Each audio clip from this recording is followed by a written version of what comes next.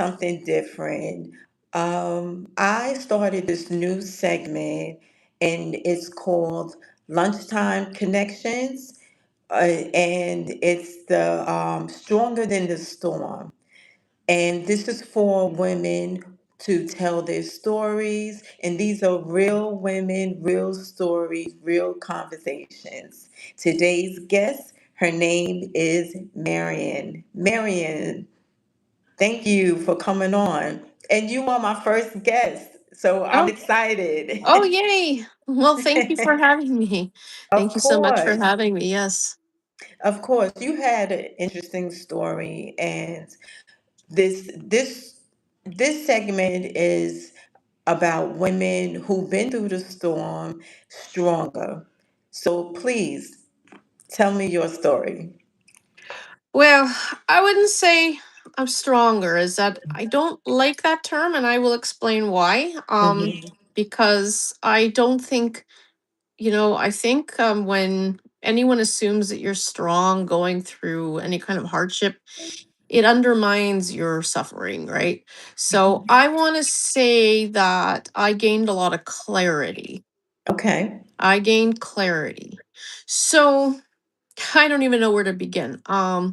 And but let me just I do agree with you Yeah. because when people say, "Oh, you're so strong," and it's like I had to be, or I'm not always strong, and people will look at you that you are the strong one, that you can handle Mm. everything. Yeah.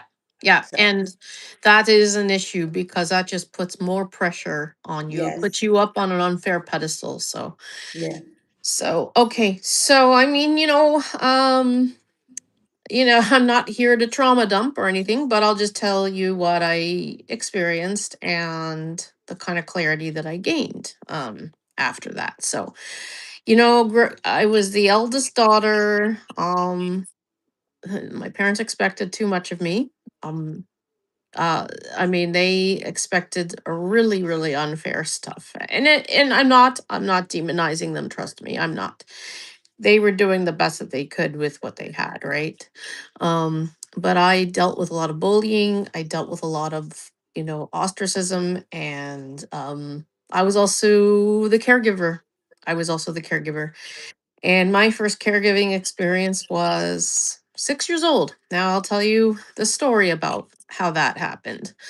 Um, we were at my grandmother's place. We live in the Toronto area, but my grandparents lived in Cleveland, Ohio. And I had a younger brother at the time, 2 years old. And my grandmother was unwell, so she was lying in bed. And my mother told me, like, we were playing in the front, right? She told me that you need to watch your brother. So I was 6 years old. I did what I could. I had some issues of my own, right? I mean, I'm probably on the spectrum. I had problems. I know I have ADHD, whatever, but um there was a car flashing their lights coming towards my brother, and something intuitively told my grandmother to get out of bed and just call to my mom. It's like, oh my goodness, he's going to be captured. And my mother gave it to me. You were supposed to be watching him. What were you doing? mm, All right. So I had unfair expectations placed on me. And my brother got away with everything. I don't even want to talk about him because I don't really have much to do with him anymore. mm, Um, but that's not the point of this. So I was always the weird one out, the odd one out. I was bullied. I was mocked for being different. And I became the ultimate people pleaser. I wanted everyone to like me. I was desperate to do anything to be liked. So I was the echoist. If you know what an echoist is, if you look at the narcissism spectrum, the echoist is the extreme people pleaser. It's echoism is all about everyone else but your needs. As you know, the mm, opposite is narcissism, only your needs, and who cares about everyone else, right? So it's a spectrum, right? um so I ended up falling into that. And then after several years, got married, had two kids. One of them sadly has profound special needs that due to a traumatic birth. And that's when the bulk of my trauma happened. I just want to make it clear I'm not blaming him for anything because none of it was his fault. It was just an unfortunate situation. But I had so many unfair expectations placed on me again.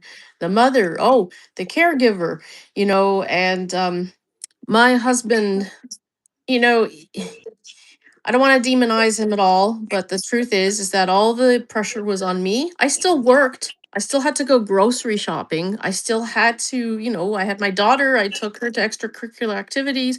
I had to manage all the therapies. I had to manage everything, just everything, right? And the truth is that I was not given any grace. I was not given any grace. I had put on a dangerous amount of weight because I was drowning. And the thing is, society expects you mothers to be caregivers and do it with it, be it, do caregiving with a smile. You got to look Hmm. good. You got to be perfect. But yet they'll demonize you if you're stressed. They'll demonize you if you complain. Yes. So I'll just say that when my son was when my son was 13, we had no choice but to place him in a group home. And I had to relinquish my parental rights in order for in order for the province to take care of him. I mean, we still, did our part. We still visited him. I wanted to develop some kind of relationship with him because maybe since I wasn't under stress all the time, I could, but I couldn't. I tried. We were just triggering each other though. So unfortunately, in 2022, or sorry, 2023, I made the painful decision to just not even engage, be in his life anymore because it just was triggering both of us. I had the comfort of knowing he was well taken care of. He didn't care whether I was in his life, and it was really heartbreaking. But I made that decision because I felt it was the best thing. My husband still, um, he still visits him and stuff, but yeah, but the point is that during the time I was in that storm of caregiving, I was really trying to make something of my life. Like I felt like I missed out on so much. I wanted to do something to be successful. So I started following the wellness culture. And I was told, well, you could manifest anything if you put your mind to it. You could manifest six figures, etc. um, but I couldn't do it because I was depleted. My energy was depleted. But then I was blamed for, oh, you got to fix your mindset. And I felt like the ultimate failure. And there's so many other issues with the wellness culture that I have problems with. So this book is basically, tells you about what I experienced as well as a heavy critique of the toxic wellness culture, right? See, the thing is, manifestation is real because it's simple. It's nothing magical. You have a goal, you have an action plan to go after it, and you have to pivot if something's not working, but eventually you'll get something even if it's not the original goal that you had. That's what manifestation is. It's nothing magical, right?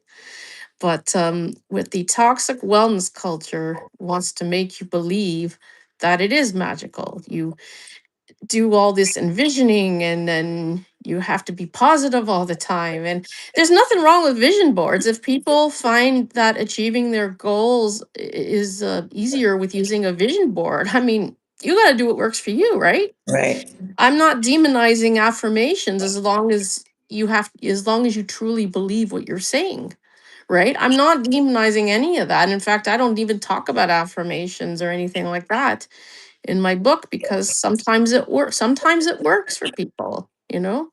But Let me just chime in. You have to believe in what Mhm. you're saying and feel Yeah, it. yeah, exactly. Yeah, but when you are super stressed and you are Hmm. depleted, Hmm. you're not going to be able to do that. You can't concentrate. No, Right. no. So the wellness culture does a lot of victim blaming. Oh, it's your mindset, that's the problem. So after I had been able to take care of my health after my son had left, I took care of my health, etc. I started gaining clarity that I was basically gaslit. And I just want others who are in the situation that I was, who are being gaslit by the toxic wellness culture, to realize that firstly, they're not alone, but also, like, please don't, you're not a failure. You were dealt a bad hand. You're doing the best you can with it, right? Mhm. Yeah. And everyone has their own experience. Hmm. This is your experience, Yep. right? You read in the comments, Yeah. Oh, and driver's seat. Okay. Well, first of all, you have no idea what I went through, and it was for the best. So you can, you know what? You can judge me all you want. You have absolutely no idea what I went through. So yeah, this is your experience, exactly. So Marion. yeah, go have fun So at the movies. I can say that you're lying, or this is what you went through. Yeah, yeah. So, So so hey, tell us more. What I, happened? yeah, no. So hey, go to the movies. But you know what? If you were in my shoes and you had my experience, you just, I'd love to know what you would do. Hmm. Like, just imagine. Firstly, it was for the best for both of us. So, you want to talk Hmm. about discarding? You have no idea what you're even talking about. So tell me more about your Mm. book. Yeah. So, that's basically what it is. I talk about, my history of caregiving and also the history of what I went through with the bullying and everything, and just basically how that shaped me. But like I said, it's about also a critique of the wellness culture, right? It's a critique of the wellness culture because of the fact that those who are depleted, that are doing the best that they can, are often gaslit. So I'm basically critiquing it, making it known that please do not take it to heart. You're not a failure. You did the best that you could, and I'm not demonizing all coaches because many coaches are good, many coaches are helpful, many therapists are helpful, but there's a lot of toxic ones, and just be careful of those. Did Did you go to therapy? Oh yeah, absolutely. Okay. Absolutely. Yep. And did you find that it helped you, or? Well, while I was drowning in caregiver burnout, I couldn't. I tried. Mhm. Yeah.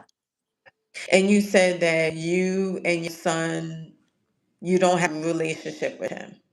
I tried my best to form one. I tried my Mhm. absolute best to form one. But Mhm. unfortunately, it was just for the best that I'm not in his life anymore. And this is And how very, the I just want to say It's the this is a same thing very, with your husband. Your husband feels the same way. well, he feels that he sees him once a week because he didn't have the same experience as I did either, right? I was the one that took over everything pretty much.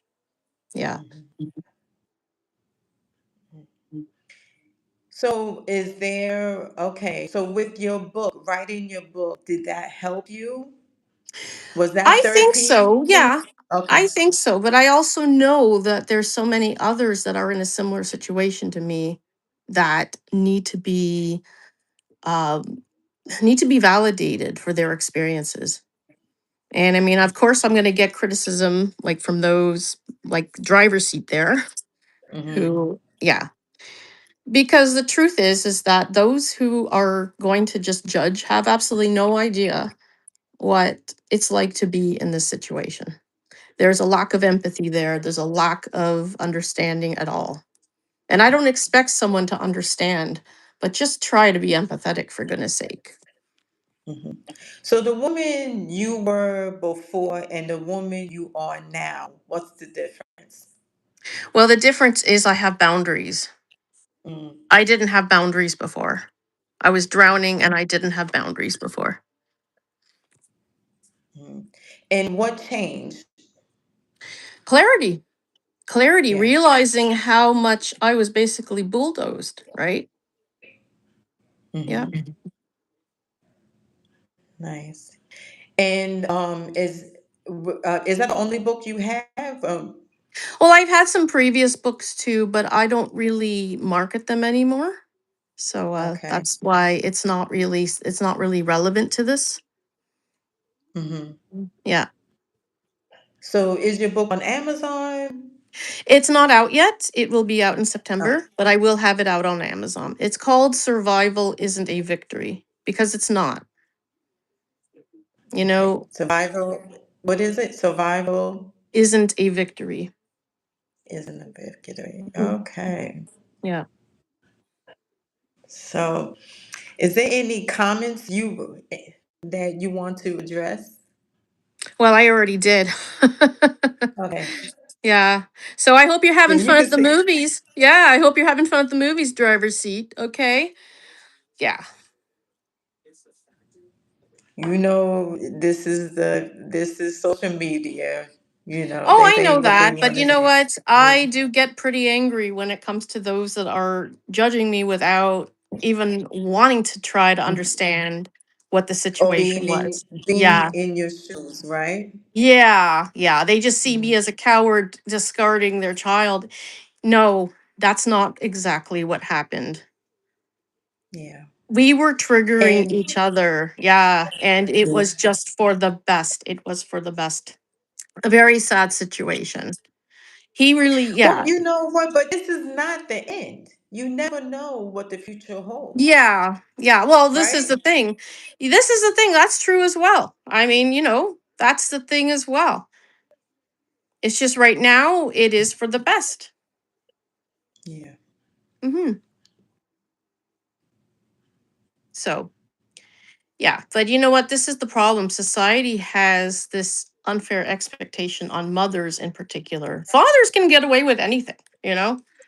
They can get, in And fact, how's the fathers, relation? Wait, let me ask you this: how's the relationship with your husband and your son? They have a good relationship. I wouldn't I say know you it's said a, I know you it's, say he I visits think there's a him. lot of, I think there's guilt there. I don't think my son Oh, isn't really capable of developing relationships. And like I said, it's not his fault. It's absolutely not his mm, fault. It's not. But my husband just feels he just feels it's best to see him once a week. And that's fine. I let him, I don't have any issue with that. Why would I have an issue with that? He wasn't in the same situation as I was. And mm, that's why it would just, yeah. mm. So, what would you tell other Uh, mothers? other mothers, Yes, in the same situation. You got to do what's best for yes. yourself because if you're not able to take care of yourself at all, you're not going to be able to take care of anybody. And sometimes, if you are at the brink and you have a child with significant special needs where you didn't get any support or you didn't get any respite or much respite at all, you may want to look into placing them, like seriously, so you can develop try to develop a relationship with them. And if it doesn't end up working out, then that's okay too. I mean, that's your truth.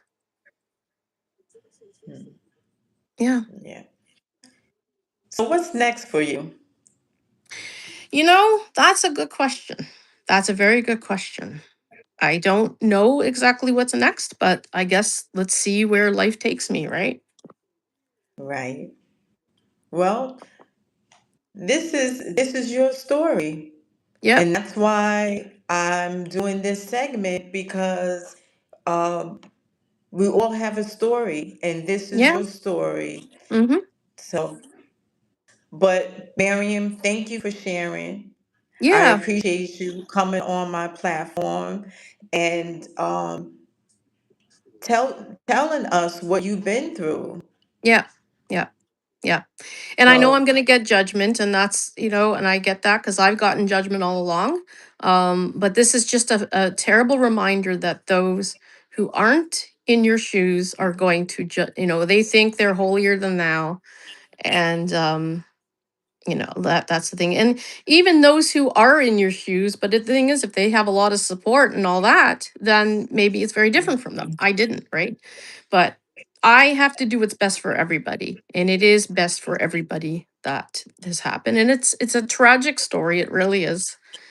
It really is. So Tell me the name of your book that's coming up in survival September. isn't. Yeah, survival isn't a victory. Okay, well, thank you for sharing your story. Um, you were brave coming on and telling it, and I appreciate you. Yep. You know, this is you were just being honest. Mm-hmm.